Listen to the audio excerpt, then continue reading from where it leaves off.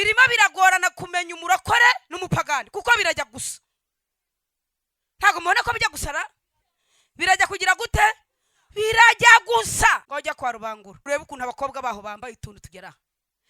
Ugende ubitegereza. Hari umuntu nguherutse kugenda ari magenda gutya arangarira umukobwa kubita umutwe aravuga ati toka shitani, ati diamond. Umutwe urameneka yarebaga inkumi ngo toka shitani. Abantu baramaze bati uri umukirisitu, uri muratokesha abadayimoni, warangariye umuntu utambaye ngo toka shitani. Irese erega muri iki gihe ntago ari gusomera abantu Bibiliya ngo babwire ngo haleluya. Iyo musohotse arakubwira ati hari akantu wibagiwe, ati batubwirije neza atariko muri Mariko bongera maka.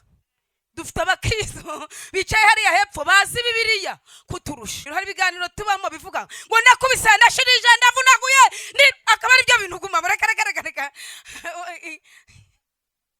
Mu rusengero ngewe nahabaye kuva mbu muvuga butumwa, nagize umugisha wo guca ku ishuri ry'abashumba. Iby'amafaranga n'ibindi biba nizo ntambara duhora tugira. Iyo umuntu yinjiye mu rusengero ahashaka amafaranga abayobye. Mu rusengero uhinjira uhashakira umugisha, hanze ukajya gushaka iki? Inote. Umutunga ibiganza mumubwira ngo Imana imuhe umugisha.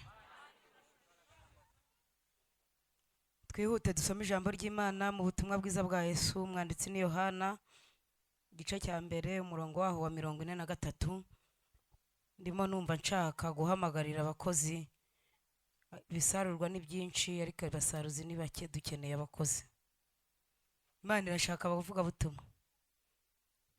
Haleluya. Mwanyikirije haleluya.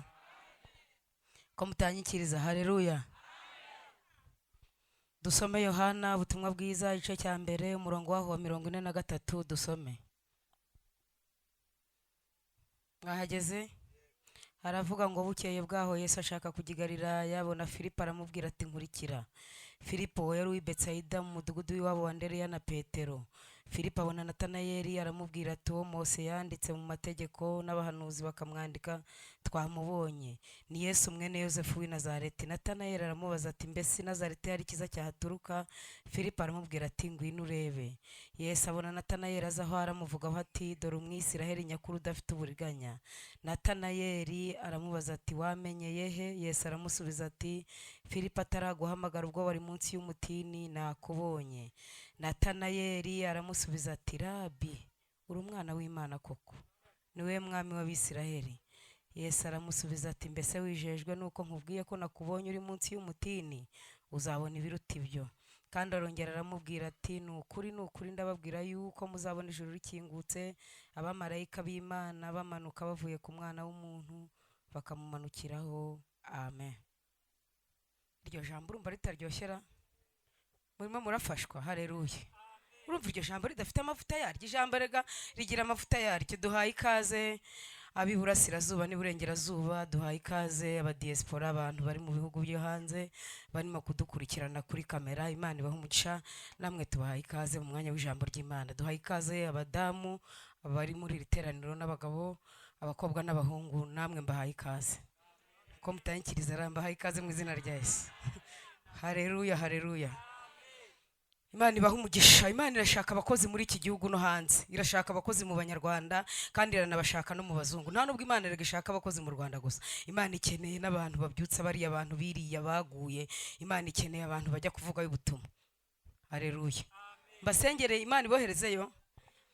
Hanyuma Yesu yahamagaye Filipo aramubwira ngo Filipo, ntabwo nzi niba yarakoresheje ijwi rinini, nta nubwo nzi niba yarakoresheje rito. Icyo nzi niki nuko yahamagaye Filipo. Yaramubwiye ati Filipo, Filipo we nkurikira. Ngo Filipo aravuga ati Yesu arampamagaye ariko ntago ngenda njyenyine, nawe yegera Natanayeli. Mu ntege nke zawe gikoresha intege nke zawe. Ntago ari ngombwa kuba ufite imbaraga, si ngombwa kumenya kubishyira ku murongo woya. No mu ntege nke zawe uvuga uti Yesu ni umwami. Haleluya. No mu ntege nke zawe bwira abantu ko Yesu ari umwami, si ngombwa kubintyoza. Kuko Imana yahamagaye Mose imuhamagarana na Aroni. Ngo Mose avuga ati wite. Hanyuma Aroni akavuga ati Uwiteka yaragiye kuvuga gutya bagakoma mu mashyi. Ariko Imana yabaga yavuganye ko mutavuga. Imana yabaga yavuganye nande? Imana yabaga yavuganye na Mose, ariko hakaba hari undi muntu w'intyoza uzi kubivuga. rwose ushobora kuba utabizi cyane, ariko basi ukavuga ngo Yesu ni iki? Muvuge cyane, Yesu ni iki? Bibiliya iravuga ngo ibisarurwa ni byinshi, ariko abasaruzi ni bangahe? Muvuge cyane, ni bangahe? Ngewe nubwo mvuga ubutumwa, ariko mba numva nifuza ko n'abandi bantu baza bakaba abakozi b'Imana, ko mutanyikiriza baza bakaba. None se ubu ngubu maze kubona perimi, ubu nabonye B. Imana yakoze nyama, harya nari ntarabivuga hano, oya nayivanyemo, ariko haleluya, ko mutanyikiriza, haleluya. Ejo bundi nzayijyana bayitobagure mu kuba afite amaperimi, murabizi, bahite bankiriraho D, hanyuma nongere nsubireyo banyihere F. Hanyuma rero ndimo nitegurira kwigira mu makwasteri nkajya gutwara. None se ningenda ko dukeneye abakozi, mwanyikirije cyane ngo amen. Abantu turi kumwe, haleluya, munyikirize cyane, haleluya. Kandi umuntu wakwiriye kuba mu bintu by'Imana atekereza n'ubuzima bwo hanze, ko mutanyikiriza. Ugomba gusenga uvuga uti mu bugingo, ariko n'abana bazajya ku ishuri. Tugume hano ubugingo ntitubufite, ahubwo tubwire Imana duti ubugingo, ariko n'abana bazajya. Ko mutavuga ubugingo, ariko n'iterambere ry'umujyi ririmo rirukanke. Gatsata barayishenye, Banyahe barayishenye, ahandi nihe budurira hasi, none dobandi Kiruhura. Murumva abantu barimo bayigana he? Kanere kubaca intege, ndabona mwihebye. Noneho iduha umwuka, iduhe n'amafaranga. Mukomere Imana amashyi, iduha umwuka, iduhe n'iki? Ntago murimo kunyumva. Imana ibahe umwuka, ibahe n'iki? Niyo mpamvu niyo nabaga ndaha ngaha ndimo mbwiriza, nafataga umunsi umwe mu cyumweru nkajya icyangugu gushaka ibyangombwa, nkagenda ngashya, nkongera nkahita niyandikisha Rwamagana, nagerayo naho nkashya, nkongera nkahita niyandikisha ya Bugesera, nageraho naho ngashya, nkongera nkahita ngaruka nkiyandikisha, nkahita ngura nk'utundi dukode nka 2 muri Kigali, nkongera nkajya nza hano ku Ruhimbi, ariko mvuga nti ngomba kwiga amburiyaje na feri. Uyushyize mu rufunguzo imodoka iragenda, ariko haleluya, ko mutanyikiriza, haleluya. Numvaga nshaka guhindura ibiganiro, hari ibiganiro tubamo bivuga ngo nakubise ndashirije ndavunaguye, akaba ari byo bintu guma bareka. Biba bisaba yuko utekereza yuko ufite B, ukwiriye gushaka D. Ubu ngubu nta kintu nari nageraho, nzagaruka mbabwira ko mbonye F, imashini zihinga, ku buryo nzajya nza hano kubwiriza, haleluya, ko mutanyikiriza, haleluya. Nzajya nza hano kubwiriza, ariko mbwira n'umuntu ni mu mikiraka cy'imashini zihinga, ngende mpinge mu mashini, hanyuma nze kuza kuvamo, nze hano mbwirize, njya no mu mirimo isanzwe. Abo nibo bantu dukeneye, ko mutanyikiriza, abo nibo bantu bagize gute? Hanyuma rero Imana ibampera umugisha mu izina rya Yesu, ko mutanyikiriza. Imana ibaha iki? Uziko erega tube mu rusengero tunatekereza, kuko muziki Imana yaduhaye umugishira nawe utwemerera, ariko dukwiriye no kuwutekerereza ejo. Ndabona muguye, reka nivugire mu ijuru, haleluya. Nanjye niho najyaga mvuga gusa, nuko nyine Imana inkiriramo nakinaha ngo mbone nakandi nkiramo. Ubundi najyaga mbabwira ni mu ijuru, ariko mu ijuru ninaha abana bawe bagomba kujya ku ishuri. None nitubatekereresha mu ijuru, abana minerivare bakabasohora, bakabura ibiryo, bakagira ibibazo, nta kintu twaba tukumariye. Hanyuma Imana ibahe umugisha mu izina rya Yesu. Mu rusengero ngewe nahabaye kuva mbumuvuga butumwa, nagize umugisha wo guca ku ishuri ry'abashumba. Bambwiye ko nzahavana umugisha gusa, iby'amafaranga n'ibindi biba amafaranga bayashakira mu kazi. Noneho mu rusengero umuntu havana umugisha, bano batambyi baravuga bati umugisha, mugahita mujya kuwushaka, muvuge ngo amen. Ko mbona mudafashwa, muvuge cyane ngo amen. Urubyiruko rwacu musa n'abantu boza ubwonko, umugisha uba mu kazi, noneho nako amafaranga aba mu kazi, noneho mu rusengero haba umugisha. Nizo ntambara duhora tugira. Iyo umuntu yinjiye mu rusengero ahashaka amafaranga abayobye, mu rusengero uhinjira uhashakira umugisha, hanze ukajya gushaka iki? Inote. Mwanyikirije cyane ngo amen. Umugisha hehe? Mu rusengero. Amafaranga hehe? Hanze. agacuruza igitoki, agakora n'agataro, akanahigahiga, twe tukamusabira iki? Umugisha. Kandi sinari kubivuga impamvu mwabonye natinye kwigisha ziriya nyigisho, narazitekerezaga mu mutima ariko ngacibwa intege nuko nanjye nta umuntu ambajije ati ubundi wowe utwigisha gukora, wowe ukora iki? Erega muri iki gihe ntago ari ugusomera abantu Bibiliya ngo babwire ngo haleluya. Iyo musohotse arakubwira ati hari akantu wibagiwe, ati batubwirije neza, atariko muri Mariko bongera maka. Dufite abakristo bicaye hariya hepfo bazi Bibiliya kuturusha. Hanyuma Imana ibamugisha mu izina rya Yesu. Ndabona none mutangiye gufashwa, murishimye ko nabonye perimi. Imana ibampera umugisha mu izina rya Yesu. Hanyuma mu nsengere mbone D na F, nzajye ngenda nge muri kwasteri bampa ibiraka, nkore nk'ukwezi, ngaruke ku ruhimbi, mvuge, nongere nsubire mu kazi, nongere, ku buryo mba umuntu wujuje ibi bintu bikurikira: isi n'umubiri 50/50. Noneho mu gihuru ni ryari? Ni nijoro. Ku manywa ni hehe? Ni mu kazi no mu rusengero. Haleluya. Ndabona hano hirya hari batarimo gufashwa. Haleluya. Imana ibaho umugisha mu izina rya Yesu. Narindimo mvuga ngo ibisarurwa ni byinshi ariko abasaruzi niba, muvuga cyane, ibisarurwa ni byinshi ariko abasaruzi niba. Yesu rero yahamagaye Filipo, aramubwira ati Filipo we nkurikira.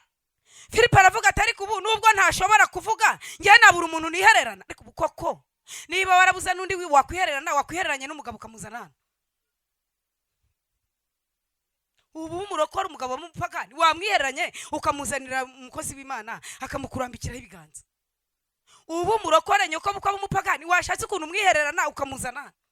Ubu ngubu umuntu aba umurokore wenyine mu muryango. Filipo aravuga ati Imana irampamagaye, Yesu arampamagaye, ariko sinagenda njyenyine. Yegera Natanayeli aramubwira ati uwo Mose yavuze kera. Yesu Mose yavuze kera ni inyamaswa yapfuye umuntu wa mbere akambara. Murabizi ko Imana yakandagiye muri Edeni, ibaza umugabo iramubaza turi he? Aravuga ati ndakumvishe ndatinya ndihisha. Iramubaza ngo wakoze icyaha? Ati hoya, reka ngusobanurire wampaye umugore. Ibaza umugore iramubaza ngo wakoze icyaha? Ati hoya, waremye inzoka. Imana ihita ibabwira iti ku muri batatu muhagarara imbere yanjye: inzoka, umugore, umugabo. Ibwira umugabo ngo uzarya ugize utye, ko mutagira uzarya ugize ute. Ibwira umugore ngo uzabyara ugize ute. Ibwira inzoka ngo uzakuruza inda na bugingo n'ubu. Filipo arimo araganiriza Natanayeli, aramubwira ngo uwo Mose yagiye avuga ryari? Kera. Aburahamu yagiye gutamba Isaka. Reka mbabwire ibintu byo mu Mana bisaba ko tubibamo neza. Aburahamu yazamukanye Isaka, bageze mu nzira Isaka aramubaza ati dadi, ko nikoreye inkwi nkaba mfite n'icyuma, igitambo ugiye gutamba kiri he? Reka mbabwire, umwana wawe wibyariye akubajije ayo magambo, uzi ko Imana ishobora kumutanga agapfa, wasubiza iki? Aburahamu aramubwira ati humura mwana wanjye, ku musozi w'Uwiteka igitambo kizagira gite? Kizabonwa. Hanyuma ngo nabo yari ari kumwe nabo asiga baganirije, arababwira ngo musigara ahangaha njye n'umuhungu wanjye turagira gute? Turabagarukaho. Ndi ku ijambo rivuga ngo Filipo arimo araganiriza Natanayeli Yesu wa mu mashusho ngero y'amategeko.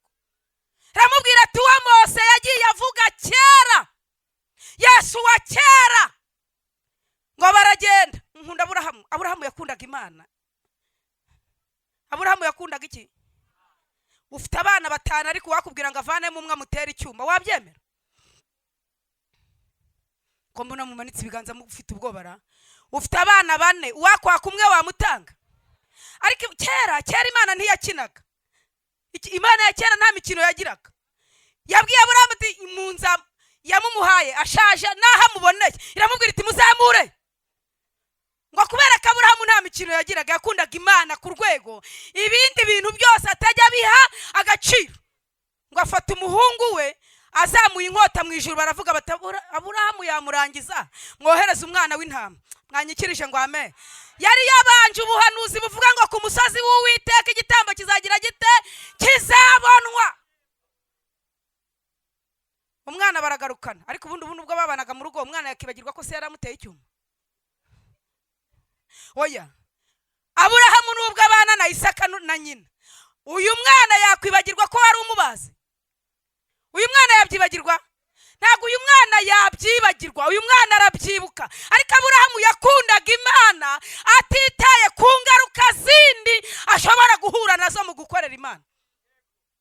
Filipo arimo araganiriza Natanayeli, ntago arimo aramubwira ati wa wundi bagiye bavuga mu mashusho ngero. Abisiraheli babaye mu buretwa ku rwego ngo babakoresha uburetwa abasaza bagapfira mu cyondo. Ngo barabababaza ku rwego bajya bafata abagore babyaye vuba bakabegeranya bagafata amabere yabo bakayakanda bakayakuramo amashereka. Ngo yakuzura ibibase bakayakatisha urwondo. Bibiliya iravuga ngo Abisiraheli baraniha. Umuniho w'abagabo n'abagore n'umubabaro wabo uragenda ugera mu ijuru. Bibiliya iravuga ngo Imana irebye Abisiraheli imenya uko, haleluya, Imana irebye Abisiraheli imenya uko bameze. Irababwira ngo nimwice umwana w'intama, amaraso muyashyire ku muryango. Ninza gusura Isiraheli nzajya nirebera amaraso. Ariko haleluya, mwanyikirije, haleluya. Filipo arimo araganiriza Natanayeli, aramubwira ngo Yesu uwa Mose yavuze kera, uwa wundi Mose yagiye avuga ryari kera. Hanyuma Bibiliya iravuga ngo babikoze ngo n'Abanyegiputa barabikinisha. Ntimubona ko bino bintu barimo kubivanga? Birimo biragorana kumenya umurokore n'umupagani kuko birajya gusa. Ntago mubona ko bijya gusara? Birajya kugira gute? Birajya gusa. Kwa Mose itegeko ryari ukuvuga ngo umuntu nibamuca akaboko n'undi bagaca. Umuntu nagukura iryinyo wasame barikuremo. Umuntu nakumena ijisho nawe utege baribage. Niko amategeko yavugaga. Ariko turashima umusaraba, turashima yamva nziza, ariko cyane cyane turashimira umwami Yesu. Kwa Yesu rero aravuga ati umuntu Yesu yarabihinduye, yaravuze ngo umugabo wese uzareba umugore wundi akamwifuza azaba asambanye nawe. Ngo jya kwa Rubangura.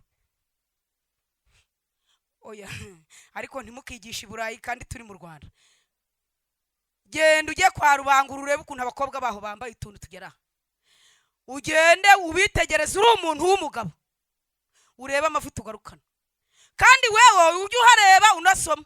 Bibiliya iravuga ngo umugabo uzareba umugore wundi akamwifuza icyaha mu ijuru bandika n'ubusambanyi. Ariko mana muhimana icyubahiro iracyari ku ntebe y'imbabazi. Muyihereze icyubahiro ko mutayihereza icyubahiro na. Noneho haleluya, ko mutangikiriza haleluya. Kwa Yesu urumva nubwo ho biroroshye, kwa Yesu ho biroroshye ijisho kuko ushobora no kuzana, ushobora kugenda amaso yanyu ntimubona mwese ntimurebe. Ko hari n'igihe ushobora guhura n'uwambaye nawe afite gahunda yo kukugusha avuga ati ndamuvanamo yirwa abeshya ngarasenga. Hari umuntu nguherutse kugenda ari magenda gutya arangarira umukobwa kubita umutwe aravuga ati toka shitani, ati diamond, umutwe urameneka. Yarebaga inkumi ngo toka shitani. Abantu baramaze bati uri umukirisitu, uri muratokesha abadayimoni, warangariye umuntu utambaye ngo toka shitani irese.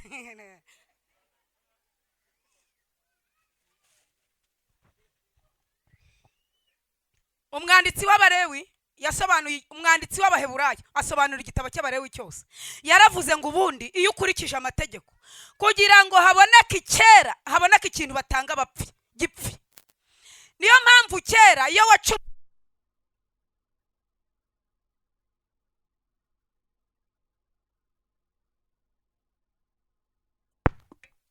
iyo wabagucumuye wazanaga inka y'amahembe n'inuma y'intungura. Murebe urwego turiho, umuntu wari kubona inka y'amahembe, abantu umuntu wari kubona inka agira atya. Wenda barahari bazibona, ariko si inka ya buri gihe yaboneka. Inka ya buri gihe, inka ivuga ngo warebye umukobwa ugonga igikuta ugahita uzana inka y'amahembe. Oya, izi nka mwabagabo mwe mwari kuzibona? Umuntu urebye umukobwa agakubita umutwe ku ntuza ukazana inka y'amahembe, ubu wari kuyibona? Rubanda rugufi bari kuzana inuma z'intungura. Turashima umusaraba, turashima yamva nziza, ariko cyane cyane turashimira umwami Yesu.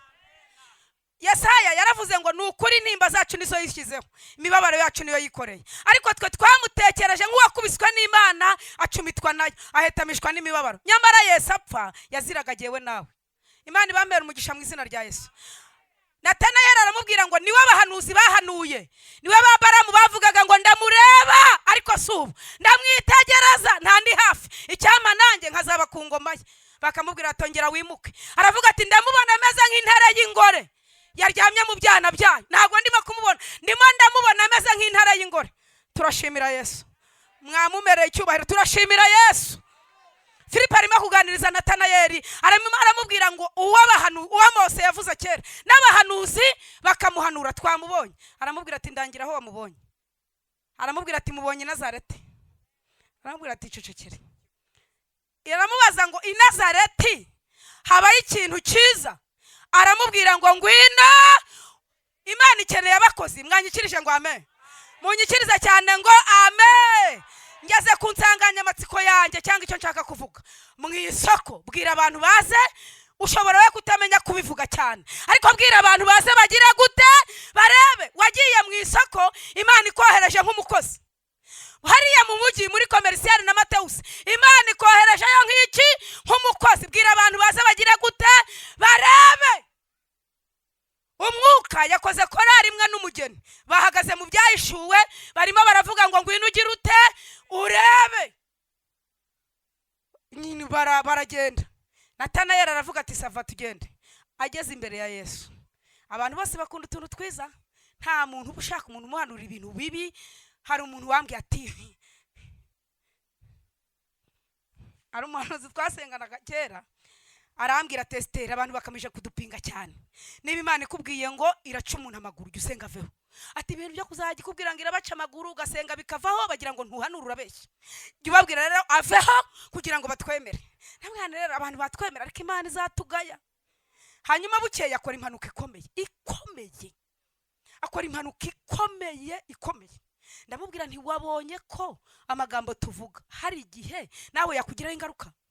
Jya ugira impuhwe, ugira imbabazi. Kandi koko hari igihe umuntu ahanurira umuntu agapinga, kandi ibintu amubwiye nawe yabizi. Amubwira ati gutya niba ari byo ubusura ajya kwirguburana. Imana ibeze batunganye. Mbasabiye imbabazi mu izina rya Yesu.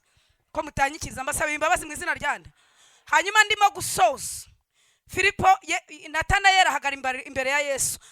Yesu amubwira utuntu twiza. Aramubwira ngo uri Umwisirayeli nyakuri utagira uburiganya. Natanayeli ati Rabi, uri umwana w'Imana koko. Abantu bose bakunda utuntu twiza. Ariko haleluya. Ko mutanyikiriza haleluya. Aramubwira ati Rabi, uri umwana w'Imana koko. Niwe mwami w'Abisirayeli. Kubera amubwiye ngo uri Umwisirayeli ubu Imana ije iwawe mu rugo. Twagiye mu rugo, twagiye mu kazi, twagiye mu buzima ubamo. Ndashoje. Imana yinjiye iwawe mu nzu, yavuga ngo uri Umwisirayeli ko mutavuga cyane mu kazi uri Umwisirayeli Hari ahantu nagiye barambwira ati uyu mugore yanarwana agira umuntu umupagani. Ndavuga ni se barambwira ati mu isoko bazi kuri umupagani, ariko mu rusengero bazi kuri umurokore. Hanyuma rero uri Umwisirayeli mwambare tukajya mu buzima bwacu busanzwe. Twagiyeyo uri Umwisirayeli kuri. Hari abantu baba bavuga baturiya turamuzi yari umurokore ubasigaye nk'inzoga. None umuntu w'inzoga ni Umwisirayeli? Ko mutavuga ni Umwisirayeli? Umwuka wera yavugiye muri uriya mu mama wa wundi wari wicaye hariya. Aravuga ngo hano harimo abasambanyi, ngo harimo n'abagira ngo musohoke mujye hanze. None umusambanyi ni Umwisirayeli nyakuri cyane umusambanyi? Muvuga cyane niki? Umujura ni Umwisirayeli nyakuri cyangwa ni umubeshi? Ni Umwisirayeli nyakuri cyangwa ni mubika amaso yanyu mbasengere.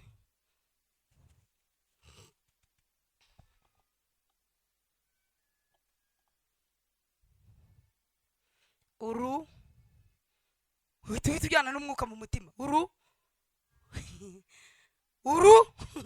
Jyana nawe muhite mutemberana mu mutima. Mwisi hataboneka hatagerwayo n'umuntu wese. Ahubwo uri umukirisitu, uri umujura, uri umurakora, uri umusambanyi, uri twagiye. Reka nsengere abantu bumva atari Abisirayeli nyakuri. Wari umurokora uragwa usubira mu byaha. Haguruka tugusengere. Hagarara huri. Kabiri, Imana iguha umugisha. Imana ikweze. Nese uri Umwisirayeli kandi waraguye. Imana iguha umugisha. uri umwisiraheli kandi waraguye, hagarara uri tugusengere. Wari umurokore usubira inyuma, ijwi ry'Imana ririmo rirakubwira ngo waraguye nturakizwa, hagarara tugusengere. Imana ibampera umugisha, nashoje. Uri umwisiraheli nyakuri. Imana ibaha umugisha, Imana ibeze, Imana ibatunganye, Imana ibakiriza ubugingo urupfu, Imana ibababarire, Imana ibeze namwe, Imana ibababarire. Mwabandi mwubika amaso dusenge. Bazi Imana utariko Mana, ndi umwisiraheli nyakuri wanjye, ndi umwisiraheli nyakuri mukari, ndi umwisiraheli nyakuri. Niwumva utari umwisiraheli nyakuri waraguye, ndabanza gusengera abaguye. Uwari umurokora akagwa ahagarare, ushaka Yesu bwa mbere ahagarare. Tubasabira Imana imbabazi, si ibintu bisanzwe. So kuvuga uti naraguye, Imana imbabarire, sindakizwa, Imana inyeze, Imana intunganye, Imana ikubabarire, Imana ikweze, Imana igutunganye. Ntago ndi butinde rwose. Imana ikweze nawe. Imana waraguye da, waraguye usubira mu byaha, uragotomera, uravangirwa, urabimebyangiza, byarangiritse. Tera intambwe za tugusengera. Ubu nagiye rwose, murimo muratinda, haragenda hahaguruka umwe, hahaguruka batatu, kandi nturi umwisiraheli, uri umusambanyi, unywa inzoga, uri bujya mu bapfumu, uri umupagani, uri umutinganyi, ukora ibyaha, ukeneye kujya mu ijuru. Mutera intambwe muzana imbere tubasengere. Mwihute mute muzana mbasengere. Ndimo murimo murantwara iminota, kandi ijambo ry'Imana riba ryumvikanye da. Ijambo ry'Imana, ngwino nawe, ngwino uzane nabandi waraguye. Tera intambwe za tugusengera Imana, ubwira Imana uti Imana mbabariranye, zantunganya, ntago ndi umwisiraheli nyakuri, ndi umupagani, naraguye, nkeneye kwakira Yesu nk'umwami n'umukiza, sinzi iyo biva niyo bijya, ndumva nshaka agakiza. Imana imbabarire, Imana ibambere umugisha mu izina rya Yesu. Hanyuma ndashaka gusengera abandi bantu. Ntago waguye, nturi n'umupagani, ariko nawe nturi umwisiraheli nyakuri, ufite ibyaha byitwa inyongobeza bugingo. Hagarara nawe tugusabira Imana imbabazi. Ubwira Imana ngo Mana, njyanye n'ijambo ryawe mu mutima. Ijambo ry'Imana niryo ryeza abantu. Njyanye n'ijambo ryawe mu mutima, numva ntarabaye umwisiraheli nyakuri, mbabarira. Hagarara aho uri tugusengera. Imana ibaha umugisha. Umuntu wese wumva atarabaye umwisiraheli nyakuri, ahagarara aho arabwira Imana ati sinabaye umwisiraheli nyakuri ku munwa, sinabaye umwisiraheli nyakuri mu magambo, hose. Aho utabaye umwisiraheli nyakuri uhagarare, ubwira Imana utumbabarire, unyeze, untunganye, ungire umwisiraheli nyakuri. Mwarimu yigira hano imbere nk'umutambyi turimo asengere abantu. Karibu. Ariko ubwo Imana ije iwawe ikaza mu kazi, yasanga uri umwisiraheli nyakuri, mwari isenga, usengera abapfukamye hano babajyane pfiriya, usengere n'abahagaze hariya, murambure ibiganza abahagaze, mubwire Imana ngo Mana utugira abisiraheli nyakuri turi mu materaniro. Karibu. Turagushimye, turakunezerewe, dushimiye ijambo ryawe ritugezeho. Ijambo ryawe ni indorerwamo twireberamo tukamenya uko tumeze. Niyo mpamvu muri iri jambo ubwoko bwawe bwirebeyemo bubona ko atari abisiraheli nyakuri. Mu izina rya Yesu Kristo, bisuzumye bariyinira, baciye bugufi mu mitima yabo, amaraso yawe nabamanukire.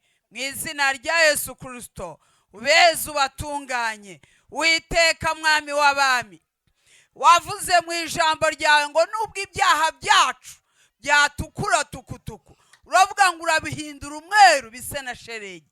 Mu izina rya Yesu Kristo, baciye bugufi, ubagirire neza, imbabazi zawe zibagereho. Mu izina rya Yesu Kristo, kandi urakicaye ku ntebe y'imbabazi. Natwe rero turanezerewe kubw'imbabazi zawe, ndetse n'abahagaze bose imbabazi zawe zibagereho. Ayo maraso yuhagire buri mwe wese wisanze ko atari umwisiraheli nyakuri. Cyubahiro kibi cyawe, mujakazi wawe ukomeze umugire neza, kandi ijambo ryawe rigwire muri we, kugira ngo abone ibyo azajya agabura ubwoko bwawe. Ku bwawe Yesu, amen. Abapfukamye hano munyure hano, muragaruka musange nagije gusenga, muce hano, mukurikire uriya muntu wambaye idaca na mvura idahita, iyo ufite Yesu na joro ridaca we.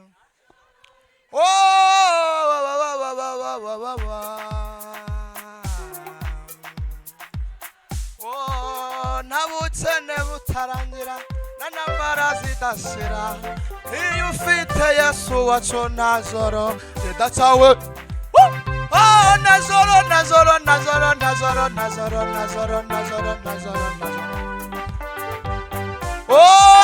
Naburwayi budakira, na ntambara zidashira, iyo ufite Yesu na joro ridaca.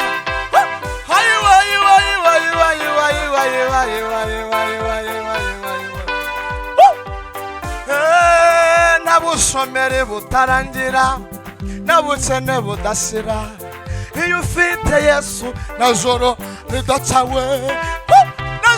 Na Nazoro, Nazoro, Nazoro, Nazoro, Nazoro, Nazoro, Nazoro. Ayu, Nazoro ridatsa, namburi dahita. Iyo ufite Yesu, Nazoro ridatsa. Hallelujah. Imana ishimwe, Imana ishimwe.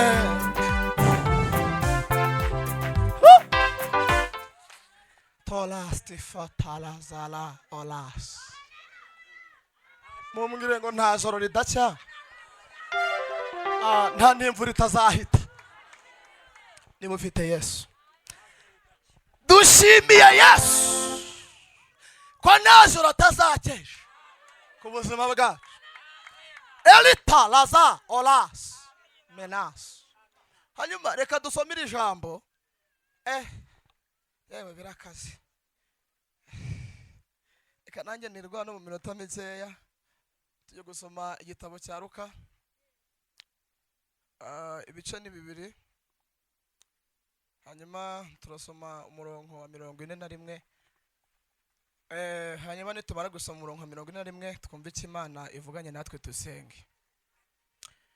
Umurongo wa 41 haravuze ngo uko umwaka utashye ababyeyi bajyaga i Yerusalemu mu minsi mikuru ya Pasika. Nende kabiri haravuze ngo nuko amaze imyaka 12 avutse barazamuka nkuko mugenzo w'iyo minsi mikuru waruri. Bamaze iyo minsi basubirayo. Uwo mwana Yesu asigara i Yerusalemu, ababyeyi be batabizi. Ine na kane aravuze ngo icyakora bibwiraga yuko ari mu itara ry'abantu bajyanye nabo, nuko bagenda urugendo rw'umunsi umwe, maze bamushakira muri bene wabo no mu nshuti zabo. Bamubuze basubira i Yerusalemu bamushaka. Siko namwe handitsera. Hashize iminsi 3 bamubona mu rusengero yicaye hagati yabigisha abateze amatwi kandi ababaza. Mwakire neza ijambo ry'Imana. None mumbare kugira ngo mbizamurire hamwe bunitsenge. Dusome ubutumwa bwiza uko bwanditswe na Yohana ibice 6 umurongo wa 35 muri dusenge. Yohana ibice 6 umurongo wa 35. Hanyuma dusengeraho. Haravuze ngo Yesu arababwira ati ninjye mutsima w'ubugingo, uzaho ndi ntazasonza na hato, nunyizera ntabwo azagira inyota na hato. Mwakeneza ijambo ry'Imana. Hanyuma nje gusanga umuntu Imana ifiteho umugambi. Umuntu Imana ifiteho umugambi. Ifata ibintu byari kumwica ikabihindura ubuzima. Umva se kandi umva. Iyi Imana ubona uzayikorera imbere gato, iyo ubona uzayiririmbira imbere gato, iyo ubona uzabwiriza imbere gato, ifata ibintu byari kukwica ikabihindura ubuzima. Umbere Imana icyubahiro. Hanyuma kubera ko nyine impamvu usigaye, impamvu kiri guhumeka nuko Imana yakubonyemo umuntu w'umumaro. Ahubwo uwo mumaro uwukoreshe nkuko yabigusigariye. Iri jambo dusomye, dusomye iyi nkuru ya Yesu. Duturutse hirya gato tuza gusanga hari umusore witwaga Yosefu n'umukobwa witwa Mariya. Ariko uyu Yosefu birivuga ko yari yaramurambagije ndetse yaranamusabye. Muracyaharira? Hanyuma ngamaze kumusaba ngo marayika Mikayeli aza kumugenderera. Aramubwira ngo urahiriwe Mariya. Ugize ute? Urahiriwe. Kukugendera n'umwami Imana. Aramubwira ngo uzasama inda, zaba ari umwana w'umuhungu, uzamwite Yesu cyangwa se umwite Manuel, bisobanura ngo Imana iri kumwe natwe. Hanyuma ndatinze aramubwira ko ndi umukobwa, ntarigera ndyamana n'umusore, byagenda gute? marayika aramubwira ngo humura. Yesu ashimwe. Humura, ni njye marayika wari utumwe kandi nari numwe n'umwami Imana ngutumweho. Aramubwira ngo hahirwa uwizera, haleluya, ko ibyo yabwiwe n'umwami Imana bizagira ute, bizasohora. Turihuse rero kugira ngo dusenge. Ngo biragiye, ngo bukeye bwahura na Elizabeth nawe ngo ari ingumba ariko Imana iramuhaye gusama. Ngo basuhuzanyije ngo abana mu nda baramenyana. Haleluya. Bagira ute, baramenyana. Aramubwira ngo haleluya, avuga ijambo rikomeye, hatoli olas. Yesu ashimwe. Aramubwira ngo hahirwa uwiringira ko ibyo yabwiwe n'umwami Imana bizasohora. Nihuse ngo Karisari abakoresha itegeko ryo kwandika abantu baraje barihuse kandi nyine ngo yari ubwa mbere mu mateka ngo Yosefu, ubwo Yosefu nyine yashatse kwigira inama yo gucika, ngacika umukobwa ko yabonye atwite. Ubwo ndihuse cyane, birangije umwuka w'Imana aza kumugenderera, aramubwira ngo uriya mukobwa niyo wawe, atwite inda y'umwuka wera kandi azabyara umwana muzamwite Yesu. Yesu ashimwe. Naje gusanga umugambi Imana ugiye gusohora usohorera mu bantu. Niyo Bibiliya yavuze ngo bana n'abantu bose amahoro kandi ugira umwete wo kwezwa. Yesu ashimwe. Birangije rero ngo bajya kwiyanzuza cyangwa se bajya kwiyandikisha, ngo baraje. Naje gusanga iyo umugambi w'Imana ugiye gusohora, Imana ishobora guteza ikibazo kugira ngo umuntu wayo atabarwe. Muracyaharira?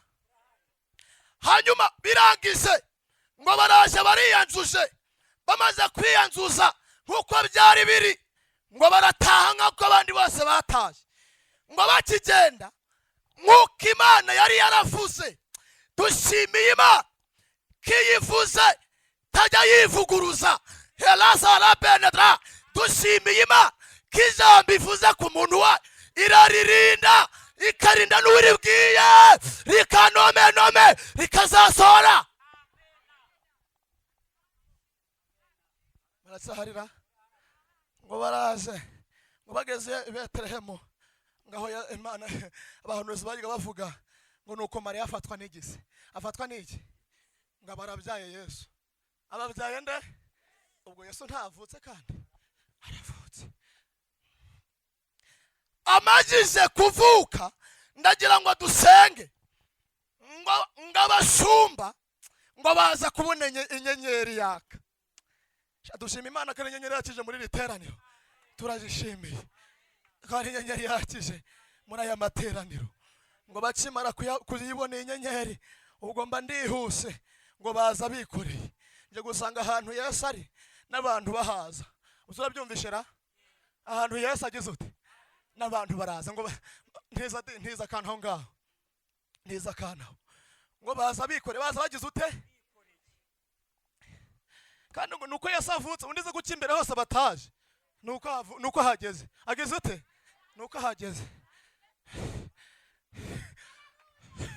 Baracyarira ahantu Yesu ageze n'abantu baza bikoreye.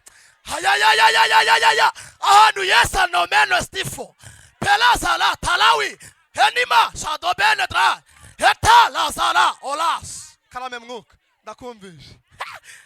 Baza bikoreye.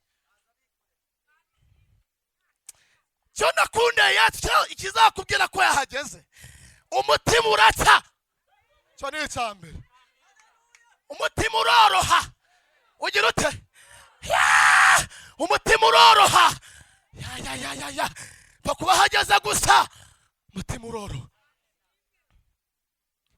Ejo ndi Zakayo muri 19 Luka navuze ngo nabo nambaye bose mu bateranye mu batumire ndabishyura. Bakwa yahageze gusa. Bakuba yahageze gusa. Kandi uyu mugabo witwa Yesu iyo ahageze, umva se kandi iyo ahageze cyambere imigendere irahinduka. Tugiye gusenga. Kabiri, nshuti zirahinduka. Gatatu, imirire irahinduka. kane talazala benewa peli elastifo mene talazalawi meniwa sando bene totifo elimanda belas karame mwuka bihageze tugiye gusenga ngabashumba ngo baje bikoreye icyo bita icyome ngo nishange ubundi mu bintu bihenze muri iyi minsi nta mavuta nyine y'ishangi n'agati kitwa narada ibintu birahenze kandi biranahumura neza ahantu Yesu ari n'ibihumura birahaza ahantu Yesu anome lastita meneta lazala ala lewe sabe fone folas ibihumura birahaza amavuta arahaza y'icyome ishangi rikaha cyangwa ahantu Yesu ageze arabanza akakwamura ibyanukaga akabihumuza ibyari byanze akabikora yamumumera icyubahiro niba ugiye arizamura haleluya elazala bene kwatifo enitalazala bene dra peli elas mbonye Yesu arambura ikiganza muri iri teraniro mwakira ikiganza cy'Imana kandi mbonye Yesu hari abantu harinze cyamunara muri iri teraniro hari abantu Yesu arinze cyamunara cyane mukundi yahagaze ahakura ubushomera akasiga akazi toreze kandi akura uburwayi akasiga ubuzima atuvana mu mashinga Yesu yahageze akatwicaza mu mashimwe uyu mugabo witwa Yesu iyo ahageze abantu bari bazi ko tugiye gupfira tubonera ubuzima abantu bari bazi ko tugiye gusebera dutambuka turimo dushima ya mu mbere icyubahiro umugabo witwa Yesu tugiye gusenga Imana tolazala totifa mene kotawini fonedra holas tawinima holas ahanageze umutima uracya ahanageze umuntu aremera kwihana pako yahageze gusa kigoye nuko hagera Yesu agera mu mutima wawe agera he umutima wawe tugiye gusenga Imana ngo birangije Yesu akimara kuhagera ngo baza bikoreye feza neza abashumba ukadihaguruka ukoresha mbabara rwose ikorera disi we mukozi Imana ihangane rwose ihangane nzenge ngo baza bagize ute nimuze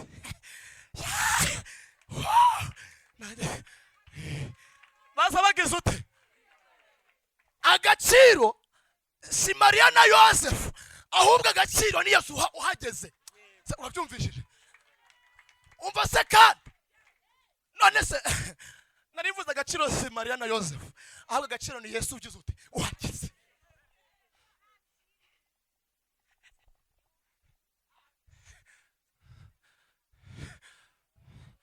agaciro ni Yesu ngo baraza bari bamenye amakuru reka mbabwire baroko twe kwa turi gukurikira Yesu si ibintu tumushakaho ahubwo twahishuriwe ko ari we nzira n'ukuri n'ubugingo ko nawe uzajya kwa data atari ugize ute atari umujyanyayo undi abarokore dufite nk'insinzi nkenye twateye satani twateye nde satani ndahanuye reka nzenge emwe katesenge insinzi ya mbere no umusaraba iyo twumva twamuteye cy'umutwe kabiri n'urupfu gatatu n'amaraso kane nukuzuka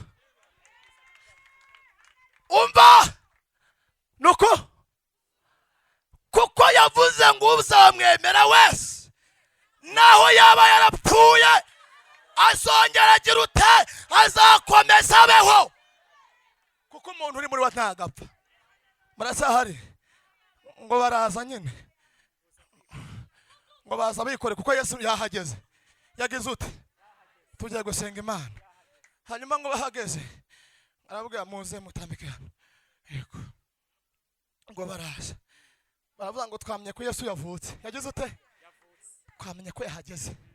None arihe tumuramye mushyire hasi. Ngo bari mu bintu bari bazanye n'ifeza zari zirimo. Rwanga hano Yesu ari n'ifeza ntizihabura. Yesu ari kwije mumumpera icyubahiro.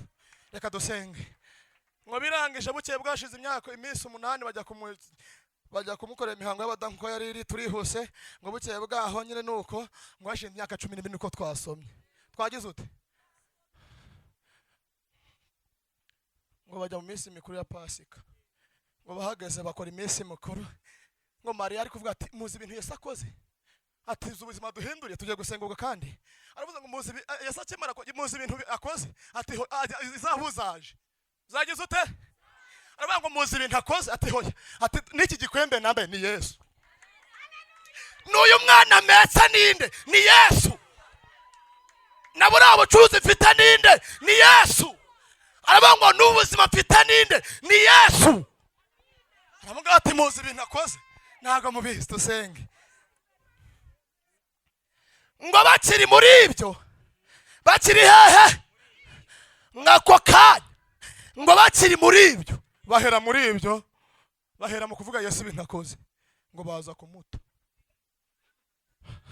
Imana yanyeretse ko abantu igiye gukora ibitangaza muri amaterano muzirinde guta Yesu mu mashimwe dusenge. Imana yambwiye ndi kujya kuza nari nima mbasi Imana icyo nibivuge irambwira ngo genda ubambwira ngo bazirinde kunta. Irambwira ngo hari abantu izuye muri iri teraniro. Yari yambwira ngo hari abantu ari buze kuzura yamara kubazura akazura n'ibyabo muri iri tera sana benedra peli elastifoa henima sando benedra.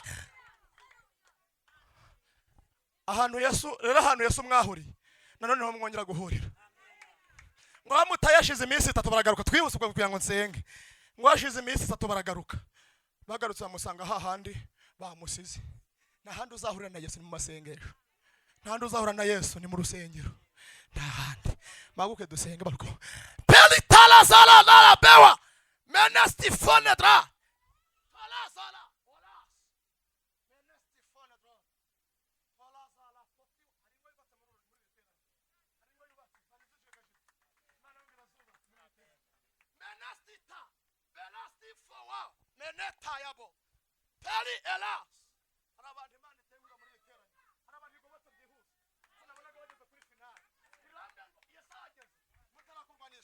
Narimbuze ngo mu buzima urimo mu mashimwe yasagiye kukugirira uzirinde kumuta. Maguruke dusenge. Pela sala sala la wi menesti fone dro tolas tifone kotawinima tolas. Kansa umuyobozi wanjye uzadufashe gusenga.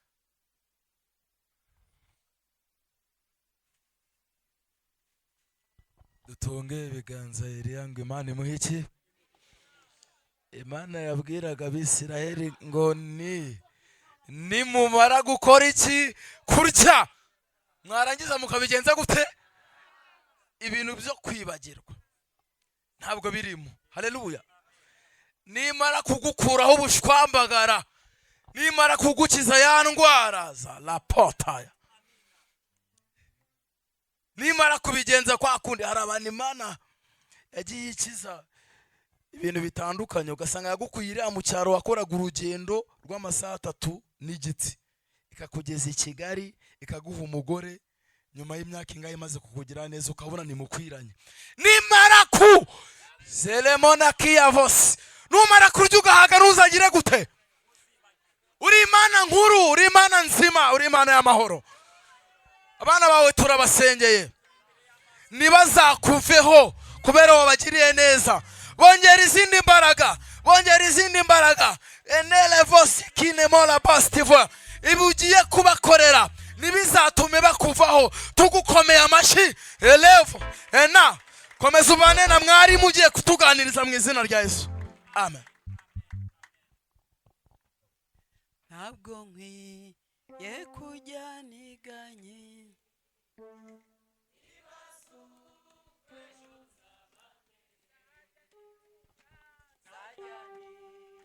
ukayukwihoraho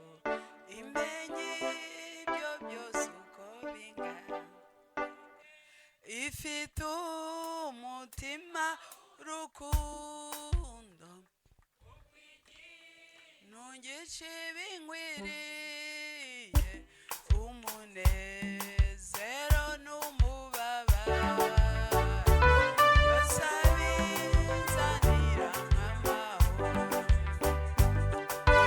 umunezero n'umubabaro byose abinzanira nk'amahoro ambaha ndetse buri munsi kandi angerera ubuntu bumwiya ajyanye korerera imitwaro iwe data kandi niwe na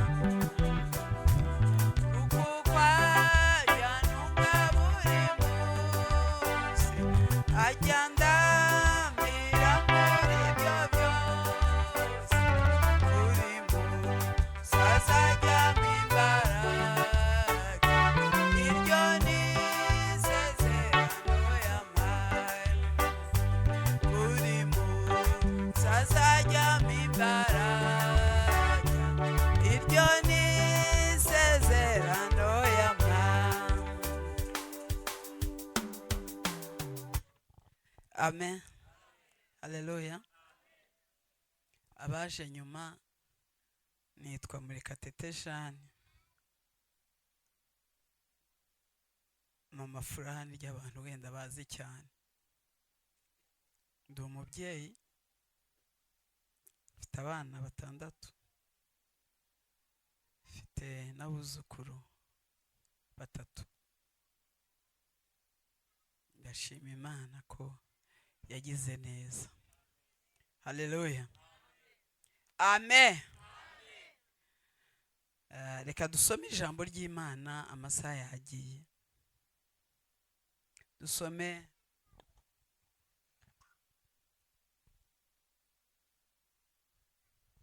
ubutumwa bwiza bwa Yesu bwanditswe na Yohana ibice 5.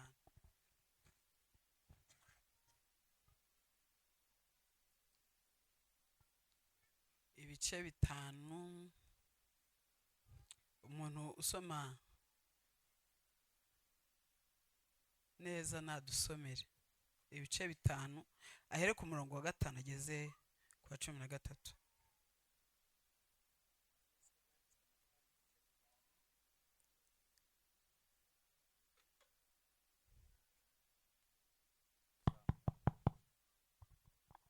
ubutumwa bwiza uko bwanditswe na Yohana ibice 5 umurongo wa 5 ageze kwa 13. ubutumwa bwiza uko bwanditswe na Yohana ibice 5 ku murongo wa 5 kugeza 13 baravuga ngo hariho umuntu wari ufite indwara ayimaranye imyaka 38. Yesu amubonye aryamye amenya yuko amaze igihe kirekire arwaye, aramubaza ati mbese urashaka gukira? Umurwayi aramusubiza ati databuja